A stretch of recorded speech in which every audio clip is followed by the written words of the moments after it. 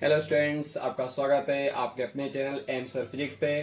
अब हम बात करेंगे क्वेश्चन नंबर 5 की। दो समान गोले जिन पर विपरीत तथा असमान आवेश है परस्पर 90 सेंटीमीटर दूरी पर रखे हुए हैं, इनको परस्पर स्पर्श करवाकर पुनः जब उतनी ही दूरी पर रख दिया जाता है तो वे परस्पर 0.025 न्यूटन बल से प्रतिकर्षित करने लगते हैं।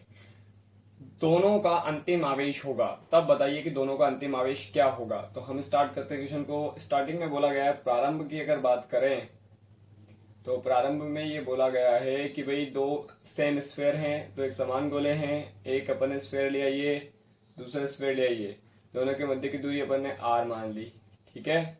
और इस पर आवेश जो था वो Q1, इस पर आवेश मान लिया Q2। तो दो समान गोले जिन पर विपरीत तथा असमान आवेश है, ठीक है। अब इसके बाद बोला गया है स्पर्श कराने के बाद। तो स्पर्श कराने के बाद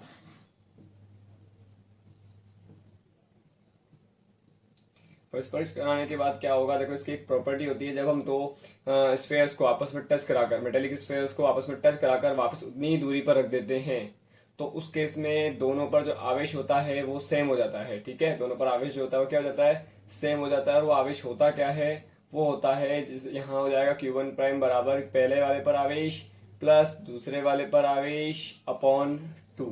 सेम दूसरा वाला जो गोला है उसकी अगर हम बात करें उस पर आवेश की, तो वो Q2 प्राइम इक्वल्स टू आ जाएगा Q1 प्लस Q2, पहले वाले पर आवेश दूसरे वाले पर आवेश बटे 2। और हम उसको ये भी मान सकते हैं Q1 prime equals to Q2 prime equals to Q।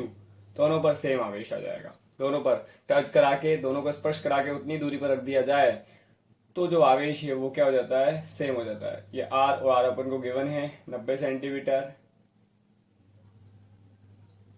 ठीक है। तो अब हमें बताना है कि भाई आवेश ही कितना होगा। तो आवेश हमें बताना है, तो आवेश बताने के लिए हम इसमें आगे बढ़ेंगे। तो हमें क्या क्या गिवन है, दिया हुआ है आर बराबर दिया हुआ है 90 सेंटीमीटर। तो सेंटीमीटर को मैं यहाँ पे बदल रहा हूँ 90 इंटू 10 की पावर -2 करते ये मीटर में हो गया। और एफ का वैल्यू गिवन है हमें स्पर्श कराने के बाद 0.025 न्यूटन। और हमें ज्ञात क्या करना है, ज्ञात करना है हमें क्यू, प्रत्येक पर आवेश, क्योंकि दोनों पर सेम हो जाएगा तो क्यू ज्ञात करना है। हमें क्या ज्ञात करना है, क्यू ज्ञात करना है, ठीक है। तो हम यहाँ पे फॉर्मूला लगा देते हैं।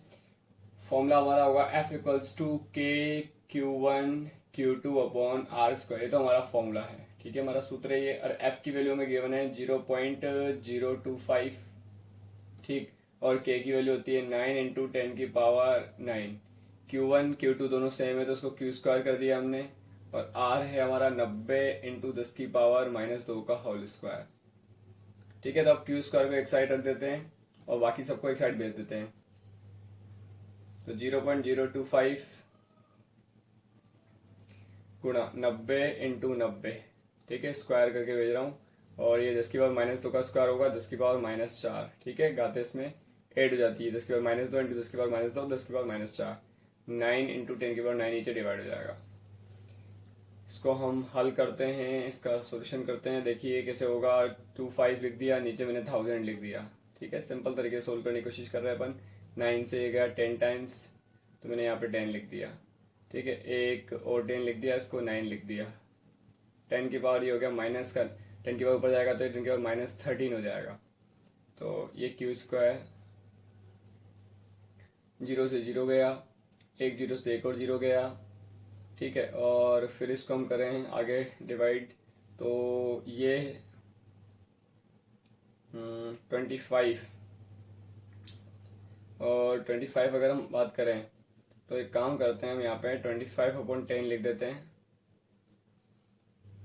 और यहाँ हमारा बच जाएगा 10 की पावर -12, और एक 10 को नीचे भेज देते हैं। तो एक 10 को नीचे भेजा, ये 100 हो गया।